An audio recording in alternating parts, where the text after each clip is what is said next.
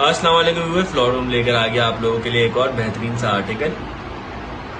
ये इसका front, back और स्लीव्स का कपड़ा है। नेक्स्ट ये इसका दुपट्टा है, बहुत ही एक्सीलेंट क्वालिटी में। नेक्स्ट ये इसकी एसेसरीज आ गई और लास्ट में इसका ट्राउजर आ गया। अभी आपको अनफोल्ड करके दिखाते हैं। ये इसका फ्रंट, बैक और स्लीव्स का कपड़ा आ गया, आपको दिखा रहे हैं फ्लोरल प्रिंट में। बहुत ही बेहतरीन आर्टिकल है, बहुत सॉफ्ट और बहुत अच्छा आर्टिकल है। ये आपको इसके पैचेस दिखा रहे हैं, बहुत ही अच्छी फिनिशिंग में पैच देखें इसका।